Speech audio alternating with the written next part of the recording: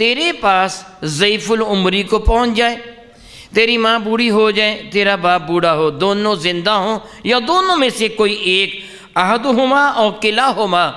دونوں میں کوئی ایک ضعیف العمر ہو جائے یا دونوں ہی ضعیف العمر ہو جائیں۔ ضعیف العمری کا خصوصیت کے ساتھ اللہ تعالیٰ نے ذکر اس لیے کیا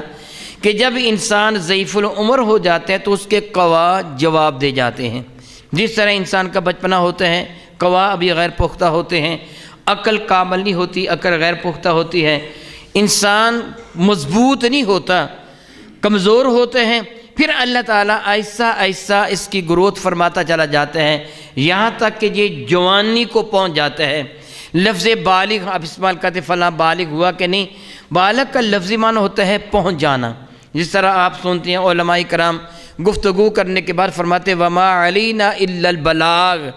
ہمارے ذمہ پہنچا دینا تھا، ذرائع ابلاغ پہنچانے کے ذرائع۔ تو بالغ کا معنی ہوتا ہے پہنچنا، تو ہم عرب میں جب کہتے بالغ تو مراد ہوتا ہے جوانی کی ابتدا کو پہنچا ہے، یہ پورا بالغ ہو گیا یعنی پورا جوان ہو گیا۔ تو اللہ تعالیٰ جل وعلا شاہ فرماتے ہیں کہ وہ اما یبلغن، جب وہ پہنچ جائیں ضعیف العمری کو، جس طرح میں پہلے کہہ چکا ہوں پہلے بچپنا ہوتے ہیں، پھر بندہ جوانی کو پہنچ جاتے ہیں، قوا مضبوط ہوتے ہیں، طاقت ہوتی ہے، قوت فیصلہ ہوتی ہیں، اور اس میں اللہ رب العزت جل وعلا کی عطا فرمودہ عطاؤں سے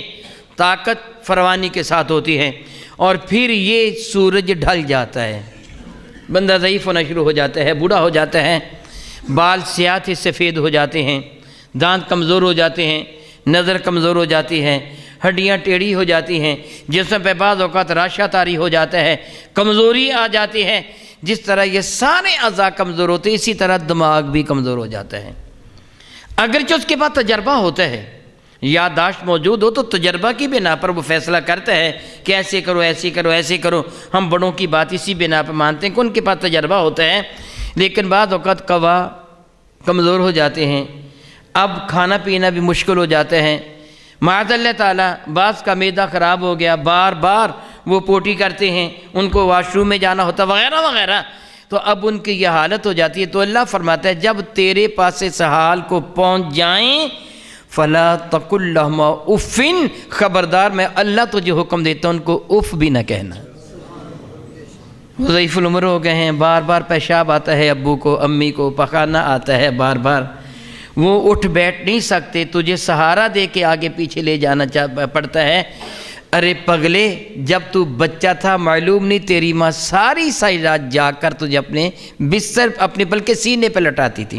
تو پیشاب کر دیتا تھا، وہ پیشاب کی جگہ خود لیٹ جاتی تھی، تجھے اپنے سینے پہ لٹا لیتی تھی۔ ساری رات اگر تو بیمار ہونے کی وجہ سے تو جاگتا تھا تو تیری ماں اور تیرے باپ کی نیند حرام ہو جایا کرتی تھی۔ اب وہ بیچارے اس عمر کو پہنچ گئے ہیں تو کیوں نخرے کر رہا ہے؟ تو یہ نہ کہ ہاں یہ کیا ہو گیا، اوفن، اللہ اکبر۔ علماء فرماتا اگر اوف سے کوئی معمولی کلمہ ہوتا تو اللہ تعالیٰ یہاں اس کا بھی ذکر فرما دیتا۔ اپنے ماں باپ کو اف نہ کہے، اللہ تعالیٰ فرماتا ہے میں رب تجھے حکم دیتا ہوں فلا تقل لہما اف ولا تنہرہما، اللہ یعوذ باللہ تعالیٰ ان کو تو جھڑکنا نہیں ہے،